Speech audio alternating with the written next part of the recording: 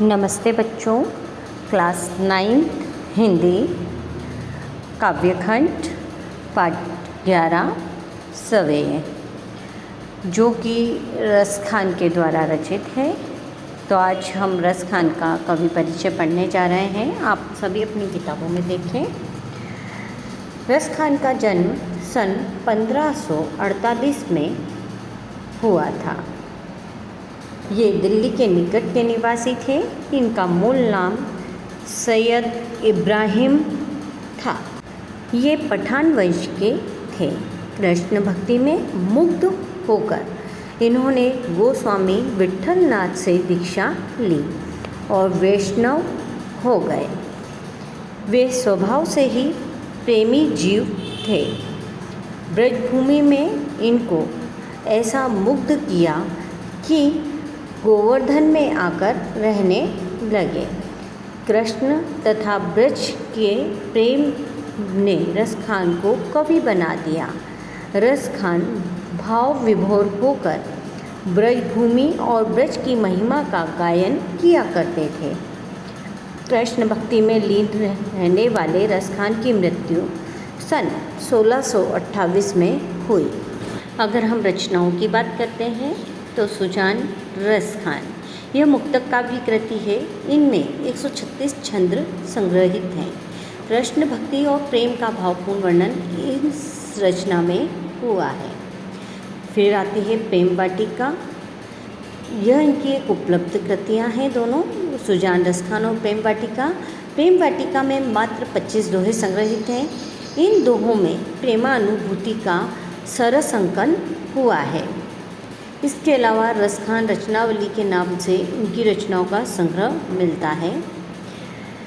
प्रमुख कृष्ण भक्त कवि रस खान की अनुरक्ति व कृष्ण के प्रति प्रकट हुई है, बल्कि कृष्ण भूमि के प्रति भी उनका अनन्य अनुराग व्यक्त हुआ है। उनके काव्य में कृष्ण की रूप माधुरी, ब्रज महिमा, राधा कृष्ण की प्रेम लीलाओं का मनोहर वर्णन मिलता है।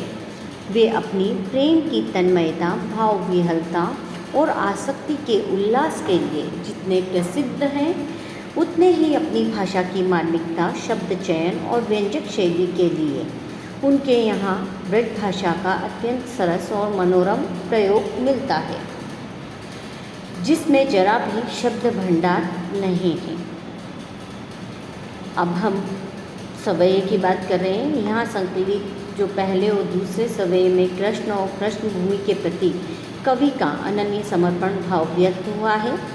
तीसरे छंद में कृष्ण के रूप सौंदर्य के प्रति गोपियों की उस मुग्धता का चित्रण किया है, जिसमें वे स्वयं कृष्ण का रूप धारण कर लेना चाहती हैं।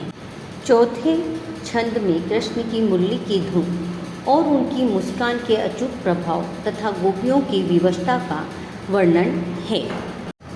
पहला छंद। मानुष हो तो वही रस खानी, बसो ब्रज गोकुल गांव के गवारन। जो पशु हो तो कहा बस मेरो, चरो नित नंद की धेनु मझारन।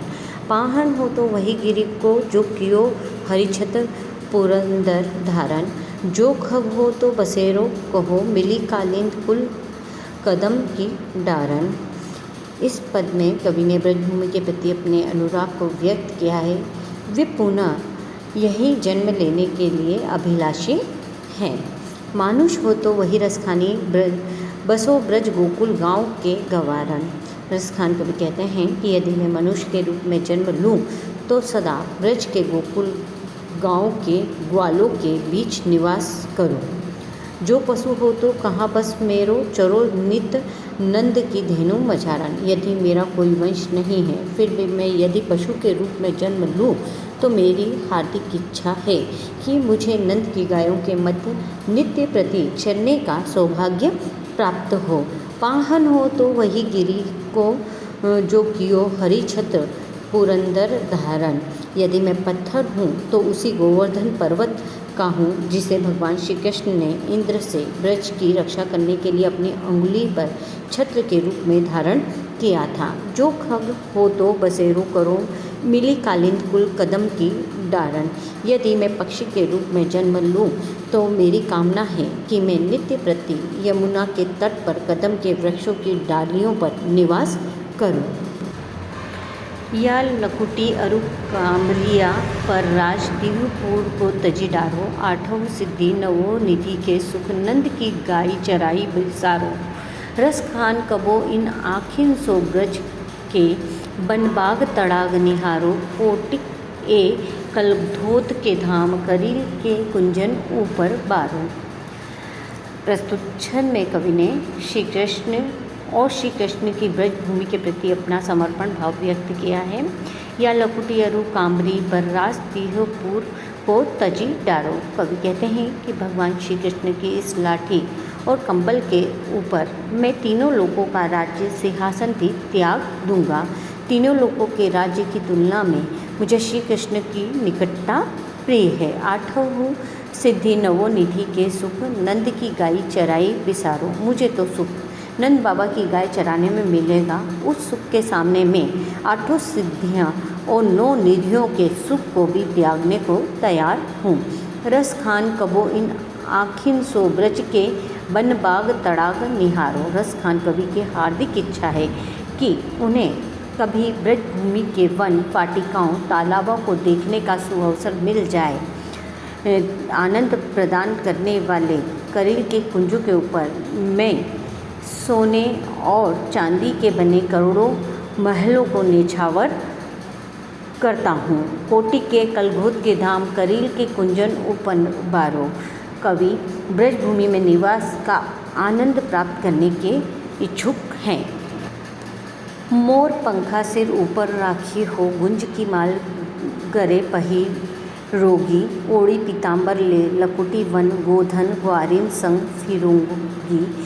भवतो वो ही मेरो रस खानी सो तेरे कहे सब स्वांग करोगी। या मुरली मुरलीधर की अधरान धरी अधरा न धरोगी। प्रस्तुत छंद में श्री कृष्ण को प्रेम करने वाली एक गोपी जब दूसरी गोपी को श्री कृष्ण के रूप धारण करने का सुझाव देती है तब वह उसे इस प्रकार उत्तर देती है। मोर पंखा सिर ऊपर राखी गुंज की माल गरे पहिरोगी। हे सखी, तुम्हारे कहने के अनुसार मैं कृष्ण का रूप धारण करने हेतु अपने सिर पर मोर पंख धारण कर लूँगी। गले में गुंजा एक प्रकार का फल होता है की माला भी पहन लूँगी। ओढ़ी पीतम्बर ले लकुटी बन गोधन ग्वारिन संग फिरूंगी। पीताम्बर धारण करके हाथ में लाठी लेकर वन में ग्वालों के साथ गायों के पीछे पीछे फिरूंगी। भाव तो वो ही मेरो रस खानी सो तेरे कहे सब स्वाग करूंगी। रस खान कवि के शब्दों में गोपी कहती हैं कि रस के भंडार श्री कृष्ण को जो भी प्रिय है तुम्हारे कहने से वही सब मैं कर लूँगी। या मुरली मुरलीधर की अधरान धरी अधरा न धरोगी। लेकिन जिस वंशी को श्री कृष्ण ने अपने होठों पर धारण किया था उसे मैं अपने होठों पर नहीं रखूँगी। कानने दे अंगूरी रही वो जब ही मुरली धुनी मंद बजे है। मोहिनी तराजनी सो रसखानी अटा चढ़ी गोधन गेहे तो गेहे। तेरी कहो सिगरे ब्रज लोगनी कालही को कितनो समझे है। मायरी वा मुक्की मुस्कानी सम्हारी न जेहे न जेहे न जेहे। यहाँ पर कृष्ण की मनमोहिनी मुस्कान पर मुग्ध गोपी की विवशता का चित्रण किया गया है। काननी दे अंगूरी रही वो जब ही मुरली धुनी मंद बजे है। श्री कृष्ण की वंशी के स्वर का आनंद लेने वाली गोपी कहती हैं कि वे जब भी धीमे स्वर में वंशी बजाएंगे तभी मैं अपने कानों में उंगली लगाकर रहूँगी। मुझे मन ध्वनि में वंशी नहीं सुननी है। मोहनी ताजनी सो रसखानी अटा चढ़ी गोधन गेहे तो गेहे। कवि रसखान के शब्दों में गोपी कहती हैं कि हे अट्टालिका पर चढ़कर गोधन गीत गाएं तो गाते रहें, मेरी उसमें रुचि नहीं है। तेरी कहाँ सिंगरे ब्रजलोगनी काल ही को कितना समझे है। गोपी स्पष्ट शब्दों में ब्रज के लोगों को पुकार पुकार कर कह रहे हैं कि कल कोई मुझे कितना भी समझाए, मैं समझने में असमर्थ होंगी। माई रे वाक मुख की मुस्कानी, सम्हारी न जेहे न जेहे न जेहे। उनके और सभी व्यवहारों को तो मैं सहन कर लूँगी, किंतु हे भाई श्री कृष्ण के मुख की मधुर मुस्कान के चमत्कारी प्रभाव को नहीं संभाल पाऊँगी। उस मुस्कान के समक्ष मैं विवश होकर रह जाऊँगी। बच्चों, रस खान का यह जीवन परिचय आप सभी अपनी कॉपियों में लिखेंगे।